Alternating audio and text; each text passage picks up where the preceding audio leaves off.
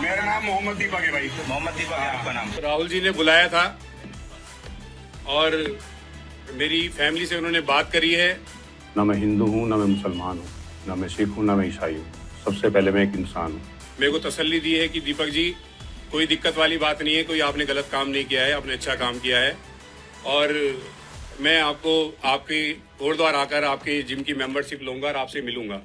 मोहम्मद दीपक एक ऐसा इंसान जो उत्तराखंड के एक छोटे से शहर कोटद्वार से नेशनल हेडलाइन बन गया, एक जीता जागता मिसाल बन गया हिंदू मुस्लिम एकता का, कि किस तरीके से अगर नफरती आवाज उठेगी इसी देश के मुसलमानों के खिलाफ तो फिर एक दीपक कुमार अपना नाम मोहम्मद दीपक कर लेगा ताकि इस तरीके की नफरती आवाजों को रोका जाए।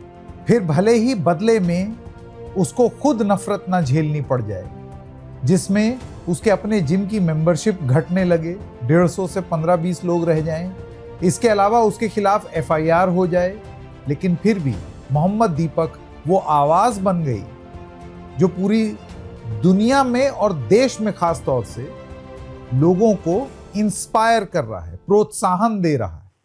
अलग अलग जगहों पर आपको मोहम्मद दीपक की तरह ही लोग उठ खड़े होते हुए दिखाई दे रहे हैं जो नफरत के विरुद्ध खड़े हो रहे हैं। और अब मोहम्मद दीपक दिल्ली आए और उनकी मुलाकात हुई नेता विपक्ष राहुल गांधी से। मुलाकात हुई, क्या बात हुई, आइए एक एक करके जानते हैं ये पूरा मामला क्या है। नमस्कार, मेरा नाम है संकेत उपाध्याय, आप देख रहे हैं फर्स्ट नहीं फैक्चुअल डबल चेक पर। तो सबसे पहले आपको बता दें, दीपक कुमार आज यानी कि 23 फरवरी को उनकी राहुल गांधी से मुलाकात हुई। ये ट्वीट हैं जिनके स्क्रीनशॉट आप अपने स्क्रीन पर देख रहे हैं, तस्वीरें हैं जिसमें वो गले मिल रहे हैं। मोहब्बत की दुकान के बारे में बात हो रही है। राहुल गांधी और मोहम्मद दीपक यहाँ पर दिल्ली में मुलाकात हुई, संभवतः 10 जनपद पर मुलाकात हुई। और इस मुलाकात के बाद बाहर आकर के मोहम्मद दीपक ने, दीपक कुमार उनका असली नाम है, उन्होंने एक मीडिया को संबोधित किया। ये भी इंडियन नेशनल कांग्रेस के हवाले से ये इंटरव्यू है जो वो मीडिया से उनकी बातचीत है। आइए पहले आपको वो सुना दें। राहुल जी ने बुलाया था और मेरी फैमिली से उन्होंने बात करी है। जो भी कुछ ये मैटर हुआ है उन्होंने मेरे को समझाया है। मेरी फैमिली से, मेरी वाइफ से उन्होंने बात करी है, मेरे को तसल्ली दी है कि दीपक जी कोई दिक्कत वाली बात नहीं है, कोई आपने गलत काम नहीं किया है, आपने अच्छा काम किया है। और मैं आपको आपके गुरुद्वार आकर आपके जिम की मेंबरशिप लूंगा और आपसे मिलूंगा। उन्होंने मेरे को तसल्ली दी है, दिलासा दिया है कि जो भी कुछ ये मैटर हुआ है इस मैटर से घबराने की जरूरत नहीं है, कोई आपने गलत काम नहीं किया है और जो भी आपने काम किया है बहुत अच्छा काम किया है, बस।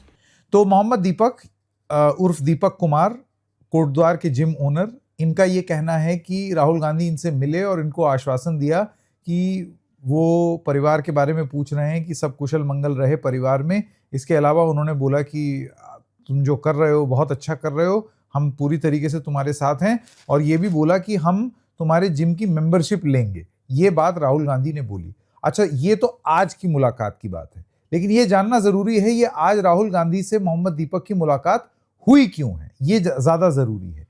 तो दरअसल 26 जनवरी को 10 से 15 लोग जो अपने आप को बजरंग दल और विश्व हिंदू परिषद का बता रहे थे, वो 70 वर्षीय वकील अहमद की दुकान पर पहुंचे कोटद्वार में। इस दुकान का नाम था बाबा शॉप, कपड़ों की दुकान थी, यूनिफॉर्म वगैरह बनाने की, और उस दुकान का नाम बाबा था। इन लोगों की आपत्ति ये थी कि इससे हिंदुओं की भावनाएं आहत हो रही हैं। उनका ये कहना था अपना नाम कुछ अपने नाम से मिलता जुलता या मुसलमान नाम रखिए, बाबा मत रखिए। बाबा इस हिंदू आइडेंटिटी लगती है, बाबा नाम मत रखिए। ये सोचिए कितने फिजूल की बात। और इसको लेकर के अच्छा खासा बवाल मचने लगा। बताया ये जाता है उस समय इतने सारे लोग उस दुकान में घुस गए कि ये बुजुर्ग वकील अहमद घबरा गए, कांपने लगे। और उस वक्त जब अहमद वाज विजिबली शेकन, तब दीपक कुमार सामने आए और उन्होंने लोगों को रोका। और जब लोगों के साथ उनकी बहसबाजी हुई तब उसमें लोगों ने उनसे पूछा कि तुम कौन हो, तब उन्होंने अपना नाम दीपक कुमार न बता करके सिचुएशन को शांत करने के लिए, जो अपने तमाम इंटरव्यूज में वो बताते हैं, उनका ये कहना था कि मैंने लोगों को बोला मेरा नाम मोहम्मद दीपक है। नाम क्या भैया? अपना नाम। मेरा नाम मोहम्मद दीपक है भाई। मोहम्मद दीपक है आपका नाम। जय सिया राम, अस्सलाम वालेकुम, सत श्री अकाल, केम छो। ना मैं हिंदू हूँ, ना मैं मुसलमान हूँ, ना मैं सिख हूँ, ना मैं ईसाई हूँ।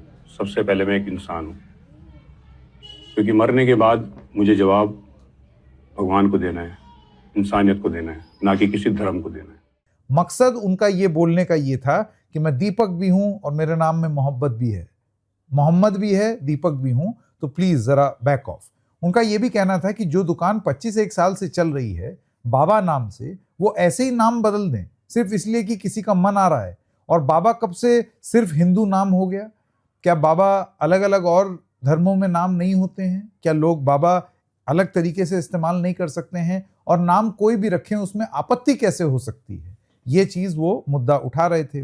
दीपक ये करने के चक्कर में लोगों के दुश्मन तो बने, लेकिन मोहम्मद दीपक के साथ साथ मोहब्बत दीपक भी हो गए, जिसमें लोग उनके साथ जुड़ते चले गए। बहुत सारे लोग सोशल मीडिया पर उनकी तारीफ करने लगे, कसीदे पढ़ने लगे। लेकिन जैसे मैंने आपको बोला कि एक तरफ ऑनलाइन उनको मोहब्बत मिल रही थी, रियल लाइफ में उनके लिए या उनके प्रति नफरत जमीन पर बढ़ती हुई भी दिखाई दे रही थी। नतीजा ये हुआ कि बजरंग दल ने देहरादून और ऋषिकेश में आंदोलन किए दीपक कुमार के विरुद्ध। इसके अलावा वहां पर भी जा करके कोटद्वार में ये प्रयास किया गया लोगों को डराने का, धमकाने का, कि ये कैसे हिंदू हैं जो इसके जिम में मेंबरशिप ले रहे हैं। और दीपक की मेंबरशिप जो थी जिम की, हल्क जिम के ये मालिक थे, ये और इनके दोस्त विजय रावत, इन्होंने वकील अहमद को बचाया था। और क्योंकि ये इतना बवाल हो गया और इतना आंदोलन होने लगा बजरंग दल का और अलग अलग दलों का, फरवरी में दीपक के जिम की मेंबरशिप, यानी कि 26 जनवरी का हादसा, उसके करीब हफ्ते भर बाद उनके जिम की मेंबरशिप 150 से घटकर सिर्फ 15 या 20 रह गई। यानी कि इतने सारे लोग डर के मारे उस जिम में से निकल गए, बॉयकॉट के चलते। उनको पुलिस ने भी समन किया, जैसे कि मैंने आपको बताया, कई FIR राउंड हुई। एक वकील अहमद जो बाबा शॉप जिनकी थी, उनकी FIR थी जो पुलिस ने रजिस्टर की। फिर दीपक कुमार के खिलाफ भी कुछ लोगों ने आरोप लगा दिए कि ये हमको डरा रहे, धमका रहे थे, तो इस वजह से उनके खिलाफ भी पुलिस में FIR हो गई और पुलिस ने उनको समन कर दिया। इस सब के बीच में जब ये सब चीजें बहुत ज्यादा होने लगी, तो ताकि मैटर आउट ऑफ हैंड ना चला जाए PR पॉइंट ऑफ व्यू से, उत्तराखंड पुलिस पर आरोप लगे कि उन्होंने कोटद्वार रिपोर्टर्स को जाने से रोक दिया, जाने ही नहीं दे रहे थे कि ना तो रिपोर्टर वहां पहुंचेंगे ना इंटरव्यू करेंगे मोहम्मद दीपक का। तो इस वजह से वो ये भी काम उन्होंने शुरू कर दिया। इस सब के बीच में दीपक ने ये भी बोला कि मुझे जान से मार देने की धमकियां आ रही हैं, ये भी आरोप लगे। अब दीपक की ये जो उन्होंने उस समय किया वकील अहमद के लिए, आप ये समझ लीजिए कि वो एक symbol of resistance to hate बन गए। यानी कि उन्होंने कई लोगों को मोटिवेट कर दिया दीपक कुमार ने, जिसके चलते अलग अलग जगहों पर हमें उसका परिणाम भी देखने को मिला। जैसे कि 14 फरवरी 2026 को हमारा ही एपिसोड है, जिसमें हमने आपको बताया था कि जयपुर में एक पार्क में यही बजरंग दल के कुछ लोग, 9 अंकुरित गुंडे, गले में मफलर लगाए और लाठी लिए, लोगों से उनको डरा रहे थे, धमका रहे थे। बिल्कुल इसी तरीके से आए कि अपना आई कार्ड दो, अपना बताओ क्या। एक बिल्कुल इसी तरीके से मोहम्मद दीपक टाइप ही एक लड़का, उसका नाम हम नहीं जानते हैं अभी भी, वो भिड़ गया। उसने बोला तुम कौन होते हो, अपना आई कार्ड दिखाओ। और ये करते करते वो गजब का सीक्वेंस है, हमने आपको दिखाया भी था। पार्क से उनको बाइज्जत बोला कि चलिए जाइए। कोई आवाज ऊंची नहीं हुई, कोई हिंसा नहीं हुई। वो लड़का अपने आप में जयपुर में मिसाल बन गया एकता का, मोहब्बत का। फिर चाहे वो धर्म के आधार पर हो या फिर अगर वो अन्याय के खिलाफ हो, ये एक जीता जागता उदाहरण था कि किस तरीके से मोहम्मद दीपक अफेक्ट हमको जयपुर में भी देखने को मिला।